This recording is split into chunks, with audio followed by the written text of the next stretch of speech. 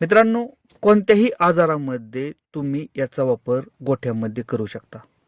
एका दिवसामध्ये गाई तुमची रिकव्हरी होणार आहे. कितीही मोठा आजार असू द्या, गाई तुमची गोचिड तापामध्ये सापडलेली असू द्या, एका दिवसामध्ये गाई रिकव्हरी दिसते तुम्हाला झालेली. पूर्ण माहिती आणि पूर्ण इंजेक्शनची डिटेल मी व्हिडिओमध्ये सांगणार आहे. व्हिडिओ शेवटपर्यंत बघा. व्हिडिओ जर आवडला तर लाईक करा. चॅनलवरती नवीन असेल तर चॅनलला सबस्क्राईब करायला विसरू नका. नमस्कार मित्रांनो, शेतकरी आणि टेक्नॉलॉजी आपल्या यूट्यूब चॅनलमध्ये स्वागत आहे. मित्रांनो, एक गोष्ट लक्षात असू द्या, मी याच्या आधी सुद्धा बरेचसे व्हिडिओ बनवलेले आहेत की इंजेक्शनांशिवाय किंवा औषधांशिवाय आजच्या परिस्थितीला गोठा हा इम्पॉसिबल आहे. म्हणजे तुम्ही चालवूच शकत नाही गोठा. तुम्हाला वाटेल की डॉक्टर येतात, ट्रीटमेंट करतात, जातात. हे ठीक आहे मित्रांनो, इथपर्यंत ठीक आहे. पण आजच्या कंडिशनना तुम्हाला सुद्धा थोडीशी माहिती असणं गरजेचं आहे. धंदा आपल्याला करायचा आहे मित्रांनो, आणि त्या धंद्यामधल्या लहान लहान गोष्टी आपल्याला माहिती पाहिजेत. का तुम्हाला सांगतो मित्रांनो, आता बघा, मस्टायटिस असू द्या किंवा गोचिडताप असू द्या, ह्या कंडिशन मध्ये आहेत ना, आपल्याला माहिती आहे की गाई 4-4 दिवस 8-8 दिवस ह्या आजारी पडलेल्या असतात. रिकव्हरी होतच नाहीत लवकर रिकव्हरी. आणि 25 लिटर 30 लिटर दूध देणारी गाई आपल्याला दिसते की 10 आणि 12 लिटरवर आलेली. आणि जेवढी गाय जास्त दिवस आजारी पडते ना, तेवढी गाय दुधाला कमी येते. हे शेतकऱ्याला सांगायची गरज नाही. पण मित्रांनो, जर ट्रीटमेंट जर व्यवस्थित झाली आणि एका दिवसात जर रिझल्ट जर तुम्हाला जर भेटत असेल ना, मी गॅरंटी देऊन सांगतो, गॅरंटी, तुमची गाय 25 लिटर दूध देणारी असेल का नाही, अर्ध्या लिटरनं सुद्धा गाई कमी येत नाही. त्या गाईला गोचिड ताप झालेला असला तरी चालेल मित्रांनो, किंवा मस्टायटिस झालेला असला तरी चालेल, 1 लिटरनं सुद्धा गाई रिवर्स येत नाही. फक्त ट्रीटमेंट व्यवस्थित पाहिजे आणि टॉप लेवलची पाहिजे मित्रांनो. आणि ट्रीटमेंट ही महत्वाची आहे. उगाच 8-8 दिवस तुम्ही जर अँटीबायोटिकचा वापर जर गोठ्यामध्ये जर कंटिन्यू जर केला ना, किती जरी तुमची टॉप लेवलची गाय असू द्या, 30-35 लिटरवरली, ती गाय तुमची 10-12-15 लिटर वरच येणार. आणि ती गाय परत म्हणजे त्या व्यताला गाई टॉप लेवलला चालणारच नाही, किती जरी तुम्ही खुराक घातला तरी. कमी ट्रीटमेंटमध्ये चांगला रिझल्ट आजच्या कंडिशनला भेटणं गरजेचं आहे. ट्रीटमेंट तुम्हाला 1 ते 2 दिवसच करायची, पण टॉप लेवलची करायची, ज्यामुळं गाई लगेच रिकव्हरी झाली पाहिजे. आणि तेच महत्वाचं आहे. तेच मित्रांनो आज आपण सांगणार आहे. इंजेक्शनाचं नाव आहे ट्रायबिवेट. 30 ml चं साधारणतः 60 ते 70 रुपये किंमत आहे मित्रांनो. आता याचा फायदा असा आहे की मित्रांनो, आपण सांगू शकत नाही, म्हणजे एवढं फायदा येतं त्याचं.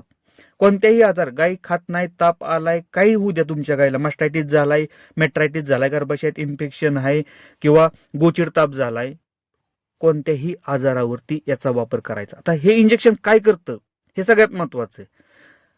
जे की अँटीबायोटिक वापरल्यानंतर, आता आपल्याला माहिती आहे की जिथं गोचिड ताप असू द्या किंवा मस्टायटिस असू द्या, इथं हाय अँटीबायोटिक वापरले जाते. म्हणजे 3rd-4th जनरेशनची अँटीबायोटिक वापरली जातात. म्हणजे डोस हा जास्त असतो, पॉवरफुल असतो, आणि ती द्यावाच लागतो. त्याशिवाय तो बॅक्टेरिया किंवा तो व्हायरस हा मरत नाही.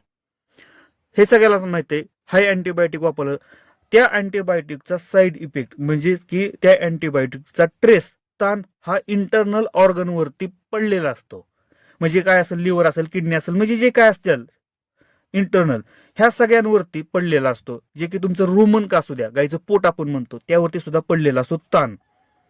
आणि जोपर्यंत हा ताण, हा ट्रेस कमी होत नाही ना, तोपर्यंत गाय तुमची व्यवस्थित खात नाही. आणि जोपर्यंत गाय खात नाही तोपर्यंत गाय दुधाला व्यवस्थित उतरत नाहीत, रिकव्हरी होत नाहीत. म्हणून हे इंजेक्शन काय करतं मित्रांनो, हा जो ट्रेस आहे, हा जो ताण आहे ना, हा येऊनच देत नाही, एक प्रकारे मित्र म्हणतो.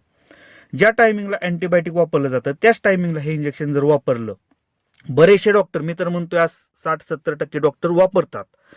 पण जे 40% डॉक्टर वापरत नसतील ना मित्रांनो, तुम्ही सांगा, तुम्ही वापरायला हवा तिथं डॉक्टरांना 2 दिवस 3 दिवस जरी कंटिन्यू वापरलं ना, 0 साईड इफेक्ट आहे मित्रांनो. जेवढा तुम्ही वापरचाल ना, त्याचा वापर करचाल, पण जास्त दिवस वापरू नका. वापरायचंय म्हणजे साईड इफेक्ट नाही म्हणजे तुम्ही कंटिन्यू वापरायचं नाही. 2 दिवस वापरा, 3 दिवस वापरा मित्रांनो. एवढा भारी रिझल्ट आहे ना मित्रांनो, जो की अँटीबायोटिकचा ट्रेस किंवा ताण जो येतो ना इंटरनल ऑर्गनवरती, इंटरनल जो बॉडी पार्ट आहेत ना मित्रांनो, तो येऊनच देत नाही. जरी आला ना, तो काढण्याचा प्रयत्न करतो लगेच्या लगे.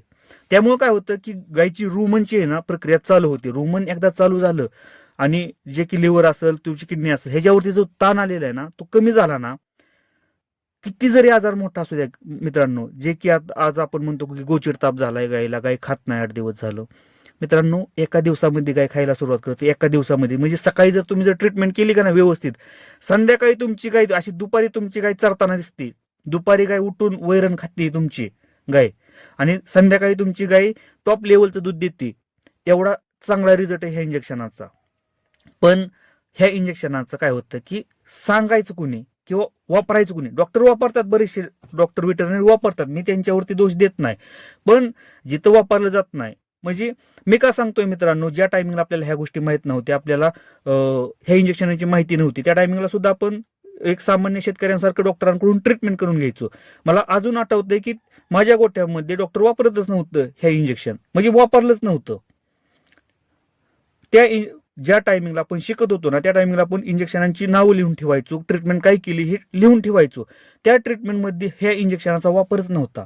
पण आपण ज्या टायमिंगला शिकलो, ज्या टायमिंगला माहिती करून घेतली, ज्या टायमिंगला आपण व्यवस्थितपणे प्रॉपर ट्रेन झालो, त्या टायमिंगला आपण वापरलं ना मित्रांनो, तर रिझल्ट मला खरंच मित्रांनो रिझल्ट इतकं भारी भेटलं इंजेक्शनाचं का नाही.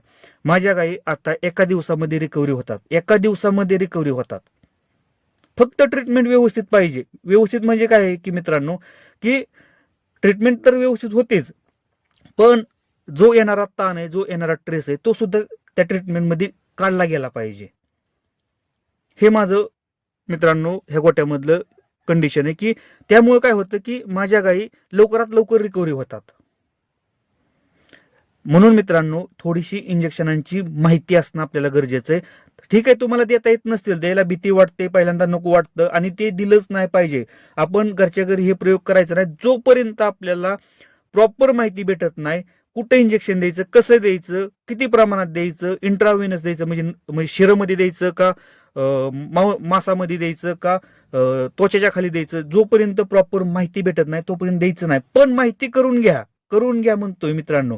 डॉक्टर आल्यानंतर आपल्याला त्यांना सांगा की हे इंजेक्शन वापरा. तुम्हाला थोडीशी माहिती पाहिजे मित्रांनो, असं नाही की काहीच आपण त्याच्यातलं माहिती करून घ्यायची नाही. माहिती करून पाहिजे की आपल्याला हे इंजेक्शन वापरलं पाहिजे, हे औषध वापरलं पाहिजे, ह्या गोष्टी वापरल्या पाहिजेत. त्यानंतर जर शिकायची जर इच्छा असेल तर तुम्ही शिकू शकता. नाहीतर काय होतं मित्रांनो, की ज्या गायी एका दिवसात रिकव्हरी व्हायच्यात ना, मी बघितलंय माझ्या गोठ्यामध्ये तोच प्रॉब्लेम होता. 4-4, 5-5, 6-6 दिवस ट्रीटमेंट मी गोठ्यामध्ये केलेले आहेत डॉक्टरांकडून. मला त्याचं वाईट वाटतं की आता जिथं माझी गाय एका दिवसात 2 दिवसामध्ये रिकव्हरी होते, तीच गाय माझी पहिल्या 5 वर्षापूर्वी, 6 वर्षापूर्वी किंवा 7 वर्षापूर्वी मित्रांनो आपल्याला माहित नव्हतं ना, त्याच गायी मित्रांनो आपल्याला 4-4, 8-8 दिवस गायी आपल्या रिकव्हरी व्हायला जात होत्या. म्हणजे एवढा त्रास त्या गायींना होत होता मित्रांनो. म्हणून मी असं म्हणत नाही की डॉक्टरांची चुकी आहे मित्रांनो, पण त्यांचा सुद्धा काही प्रॉब्लेम असतात, त्यांचा सुद्धा हात बांधलेला असतात. कारण कसं राहतं की ट्रीटमेंट करताना जबाबदारी पूर्ण डॉक्टरची असते, आणि ट्रीटमेंट करताना थोडीशी काळजी पण घ्यावी लागते. आणि कसं असतं की रिस्क हे सगळ्यात महत्वाचं असतं, की रिस्क कोणीही घेत नाही. ज्या टायमिंगला आपल्याला माहिती पडते ना मित्रांनो, आपण रिस्क घेतो आणि त्याच्यामध्ये सक्सेस भेटतो मित्रांनो, चांगला जर अभ्यास असेल तर. असं मी प्रत्येक डॉक्टरांना नाव ठेवत नाही. बरेचसे डॉक्टर त्या इंजेक्शनाचा वापर करतात, मी आता पण बघितलेलं आहे की करतात. पण जे डॉक्टर करत नाहीत त्या गोठ्यामध्ये मित्रांनो तुम्ही त्या इंजेक्शनाचा वापर करायला लावा डॉक्टरांना. रिझल्ट तुम्हाला चांगला भेटतोय. व्हिडिओ जर आवडला असेल तर लाईक करा, चॅनलवरती नवीन असेल तर चॅनलला सबस्क्राईब करायला विसरू नका.